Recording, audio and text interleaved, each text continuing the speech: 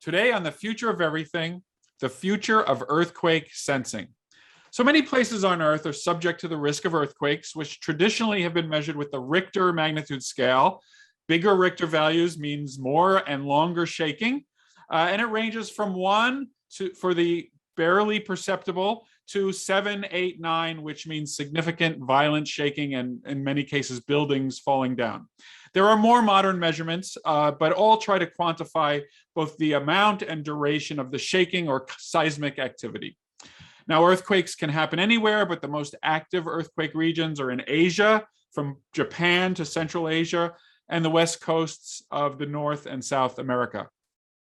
And of course, the damage from earthquakes includes not only the direct damage from shaking, but also the subsequent fires, landslides on the land, tsunami waves at sea.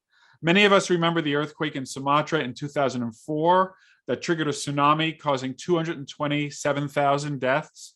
Of course, the Japanese earthquake in 2011 triggered both a tsunami and the breakdown of the Fukushima nuclear reactor. A little bit closer to where I live, San Francisco suffered great loss of life and property in 1906. And in 1989, the San Francisco area was again hit by the Loma Prieta earthquake. At the time, if you will allow me, I was a medical student. I was stationed in the ICU of the Veterans Administration Hospital in Palo Alto. There were several violent jolts, and then the beds started rolling around the ICU. It turns out that we had forgotten to lock down the wheels. This was actually quite serious because several patients became disconnected from their breathing machines. We, of course, rapidly reconnected them. It was clear that the building was severely damaged, and so we had to evacuate everybody to the lawn outside and then ultimately to nearby buildings. And it went well, and we didn't lose anybody in that hospital during the earthquake. So there is great interest in predicting earthquakes, but this has proved very difficult. Even, however, an early indication of an oncoming earthquake might provide precious seconds of warning that would allow people to seek safety. There's also great interest in monitoring baseline seismic activity so we can understand the amount of activity that is usual and when that activity may become notable or dangerous. Professor Biondo Biondi is a professor of geophysics at Stanford University. His group studies seismic activity through many measurement technologies, including imaging, motion detection, and other new methods. Biondo, recently earthquake data has come from fiber optic cables, the same ones, I believe, that provide internet and telecommunications. How did this come about, and how useful is this data?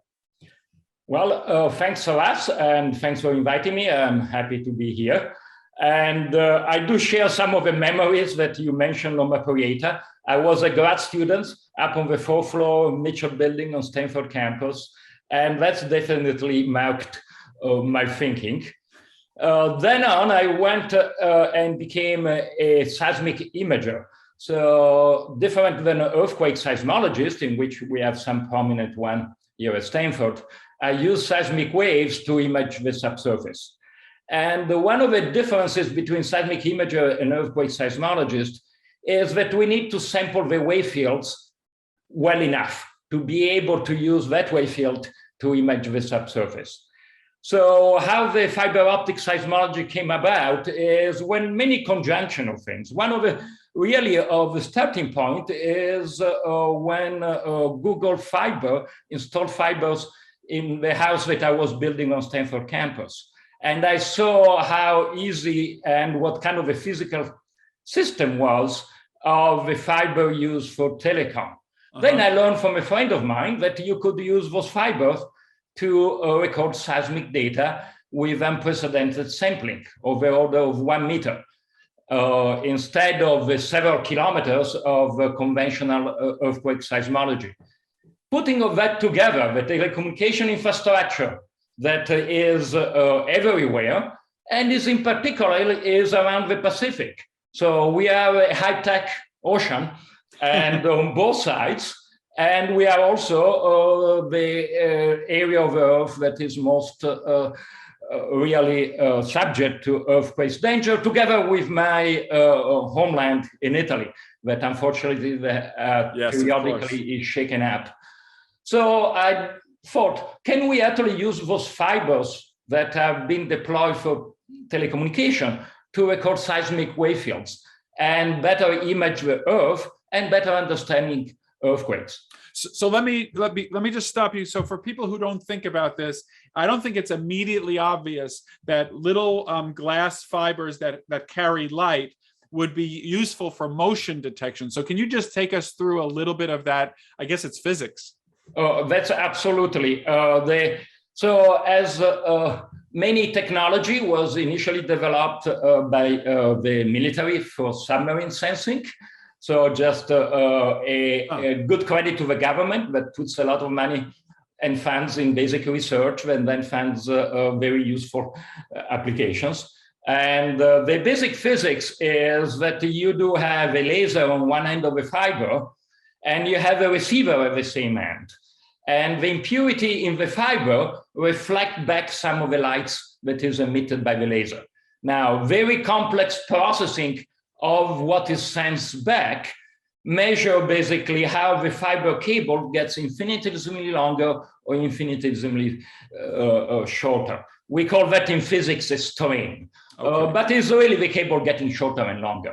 And when a seismic waves pass through the cable, it gets the cable to get longer and shorter. So that is the basic mechanism in which you can measure seismic waves using a fiber cable. Are you able, so some of these cables, as I understand it, can be pretty long. Are you able to localize where in the cable stretching is happening?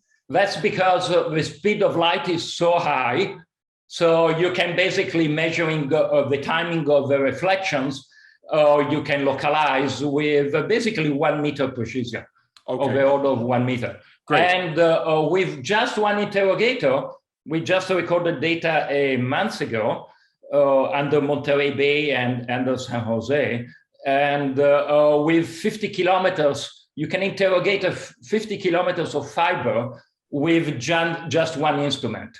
Oh, wow. So you get 50,000 channels running at all time just with one instrument. Okay, so I had interrupted you. You were telling me the story first that you had fiber installed in your home, which gave you this kind of idea. Then you realized that the network is pretty available. And so what kind of measurement, how does this revolutionize the seismic measurement, or is it a cheaper, faster way to get the same data that you always could get, or is it actually opening up new types of data that you hadn't been able to get before? It does open to a new type of data. I would not have got excited if it was just cheaper and more. And basically because what I mentioned at the beginning, to use the wave fields to image the subsurface, you need to sample them densely enough. So you go from the conventional seismometer, even in the Bay Area, that is kind of together with LA and Tokyo are probably the urban area that are better instrument around the world. You do have a seismometer of 5-10 kilometers. Here we are talking about having a sensor every meter. And since fibers is running everywhere thanks to the telecommunication use, and is increasing exponentially, partially driven by 5G, by all the Netflix and the Zoom that we are doing. And so conceivably, so when I started it, that was 6 years ago, I call it the Billion Sensor Array project. That was a little ambitious, and I always kind of demurred and say, I hope that before I retire, I see that happening. And I think it is coming. Before that I retire, I don't need to be retiring at 90. And the idea is that if you now sample the wave fields under cities, where it has been historically very much of a problem to put instruments and manage them, with that kind of 1 meter sampling, we can really discover and see things in the wave fields that before we were not able to do. Yeah, so a couple. This is very exciting, and I'm trying to get these questions a little bit orderly. So forgive me, but Please. I guess I understand from doing a little bit of homework that there's plenty of capacity. In other words, you don't need to use the actual live wire that my internet is coming over, because there are available fibers in these bundles that are not being used. And my understanding is you take advantage of these unused ones. Is that right? That is correct. It's sometimes called dark fiber. Dark fiber. The cost of a fiber is fairly minimal. We are talking about $1 a meter. What is expensive is deploying. So for economical reason, company that deploy fibers, they over deploy in case that some break or for future growth. So there is plenty of dark fibers available around the world, even under the oceans. That is actually quite exciting as well. Right. And so then my next question was, can you give me any kind of understanding of, you said it's very dense in the San Francisco Bay Area, maybe LA, maybe Tokyo and other areas. So how far am I from a fiber probabilistically at this moment? I don't have a feeling for the density of fibers in the world. Well, you probably most likely we are talking through a fiber. I know that I'm talking through a fiber, but probably you too. If you walk in the street, let's say, of San Francisco, you're probably 10 meters away, 20 meters away maximum. Okay, so I really should imagine a pretty dense network of these fibers. And in fact, because of what you're saying, they're going to be most dense in the areas where there's the most people. So in a funny way, it may be disappointing for some measurements where you need to be out in the middle of the desert, but for safety and for things like that, it's actually matching population density pretty well, would be my guess. That's exactly right. And that makes a possibility to monitor not only earthquakes. One thing that we found out, so I should say that thanks to the collaboration of IT service department at Stanford, we deployed the first urban dark fiber network 5 years ago under Stanford campus. And so we had basically recording under Stanford campus more or less for 5 years. And now we are recording actually in Menlo Park and Palo Alto. As I said, a month ago, we recorded under the city of San Jose. We discovered that there are many more signals. Some of them, we consider them noise, maybe in the future can be actually useful. But bottom line, a city creates a lot of seismic noise. And you can use that seismic noise, in particular made by cars and trucks and buses and trains, to image the subsurface continuously down under easily 100 meters. So one of the things that you can do is monitor the subsurface, not only the earthquake, but how the subsurface changes. So sinkholes, landslides, or other potential hazard could be monitored in real time. And also what's happening above the ground. Yes. So you see cars going, is already used as a way of monitoring traffic. But you can even think that it may have a role in a driverless transportation of the future. And as well above ground. You can monitor overpasses, bridges, and so on.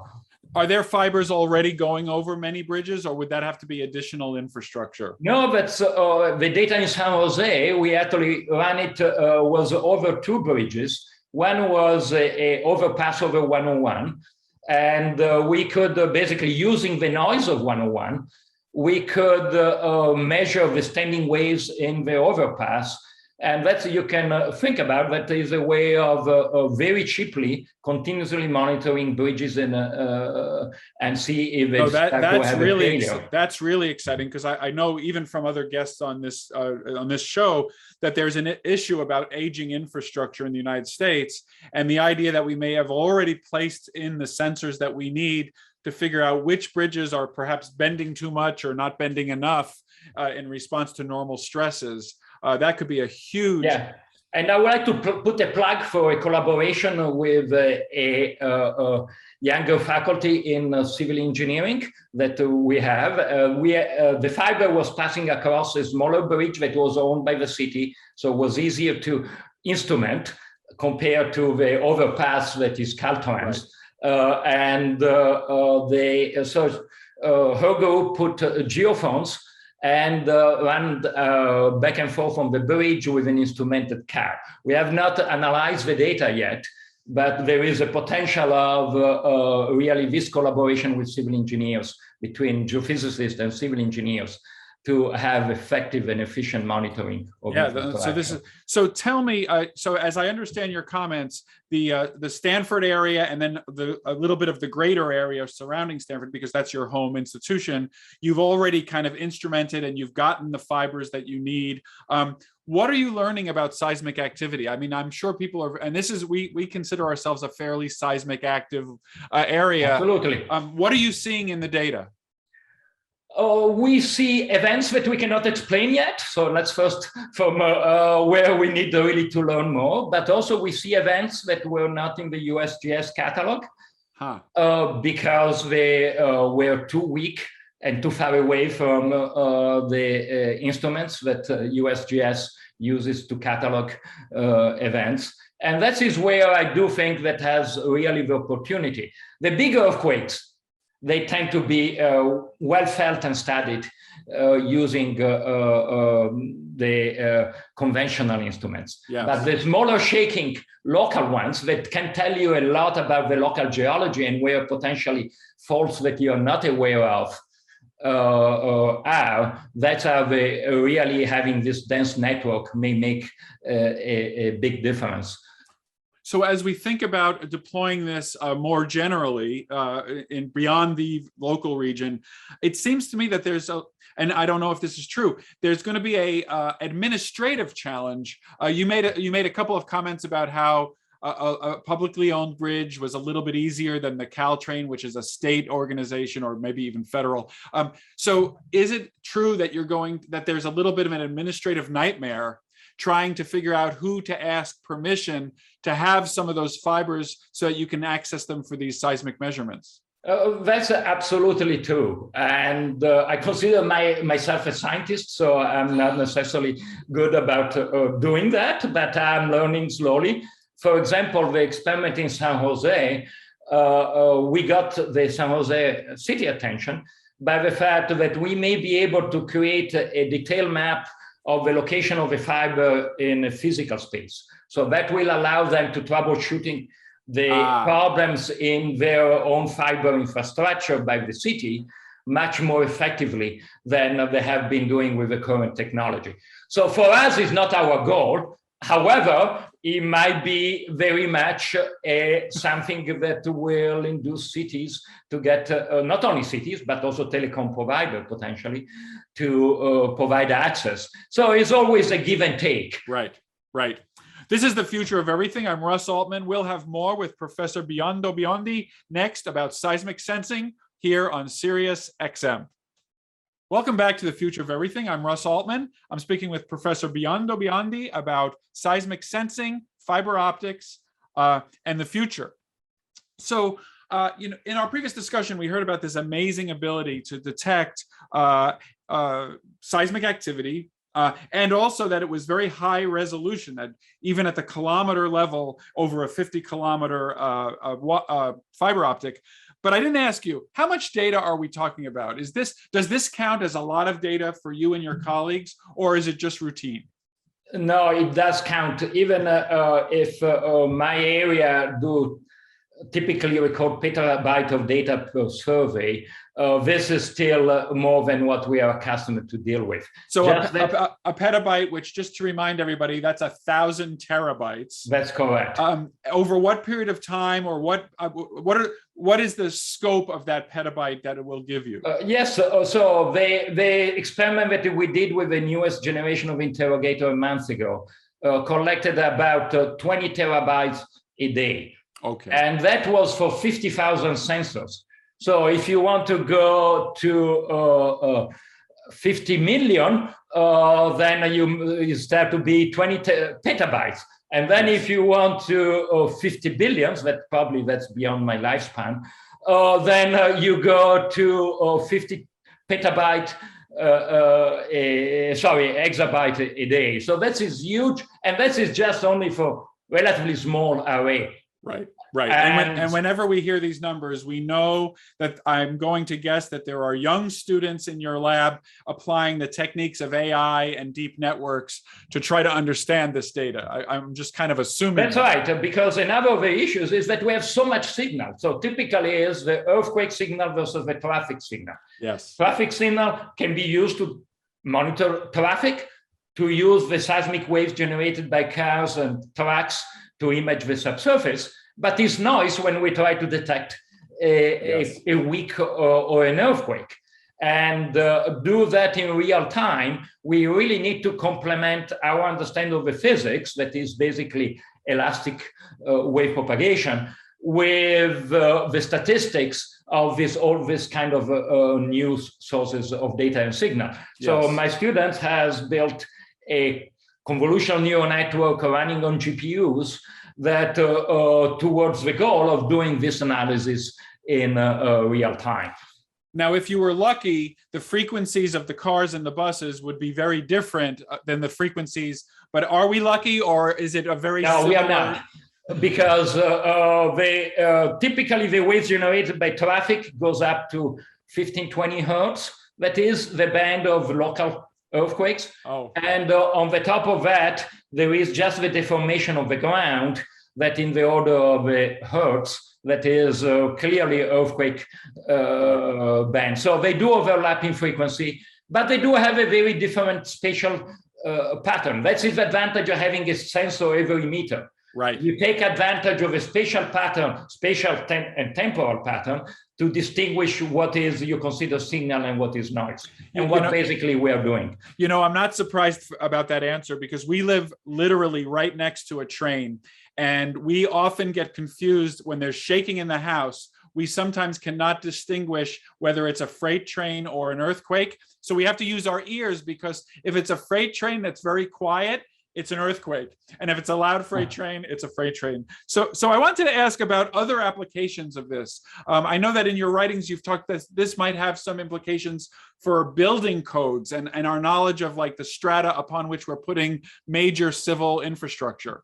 That's correct. As I said, using mostly traffic noise, but also noise generated by ocean waves.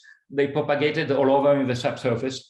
We can, using this network, potentially every meter or every few meters, we can build high resolution maps of the subsurface. For the first, the civil engineering like to have a measurement of 30 meters. That is very standard. But for bigger building, you probably need to go deeper for the foundation. So I don't want to get into that, but many people will argue that the problem that the Millennium Tower in San Francisco is really caused by not sufficient studies of the soil where they built the foundation. So it was a geotech problem. And this is just one example. Yes. But you can potentially have much better understanding of the soil where you're building your private home, as well infrastructure and high rises. There's another famous example in your home country. I believe it's in Pisa. That's exactly right. Back in 1200, they didn't do their geotech right. And it's hard to criticize them. It was 800 or 900 years ago. Yeah, that's right. I know that you wrote a paper about COVID-19, and that really popped into my attention, because I might not guess that a seismic person was doing anything related to COVID-19, but can you tell me about that work?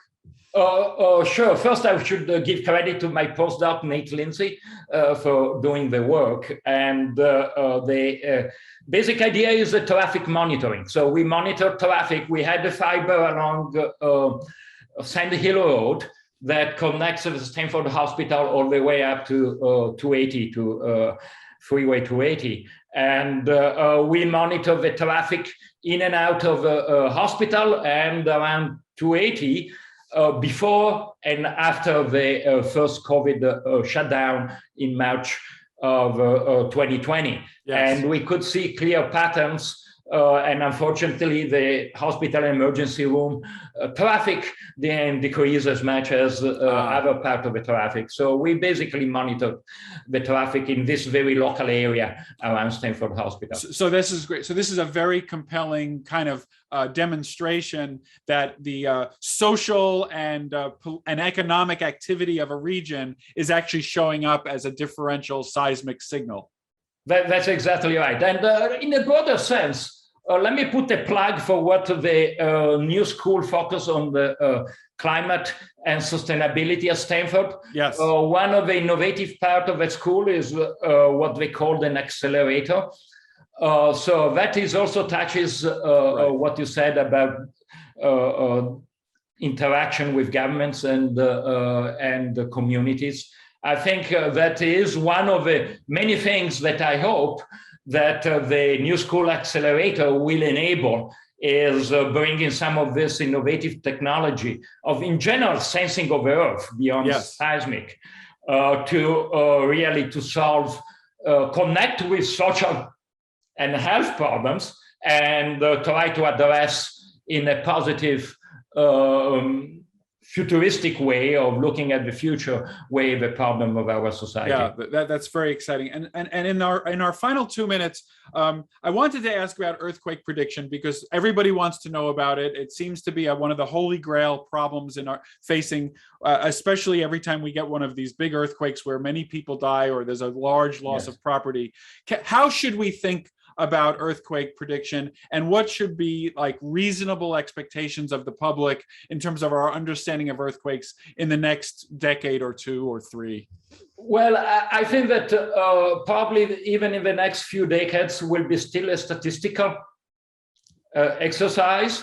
Yeah. The statistics will get better and better. So absolutely, there is no, to my knowledge, and I'm not an earthquake seismology, to really say an earthquake is going to happen in half an hour from now on that fault. And so what I'm hoping that this kind of new seismic data may enable to have a better statistics and better statistical forecast of what is going to happen. Another thing that it can happen is very early sensing of earthquake. And we have already a first version of that in California that started 1 or 2 years ago, yes. in which a lot of lives can be saved, even if you do have a real-time warning of community. And that's, again, probably the next generation of that system most likely will have a fibroseismology component. It's too early to say, but that's probably will have an impact there. Well, yeah, well, that's great to hear. And thank you for listening to The Future of Everything. I'm Russ Altman. If you missed any of this episode, listen anytime on demand with the SiriusXM app.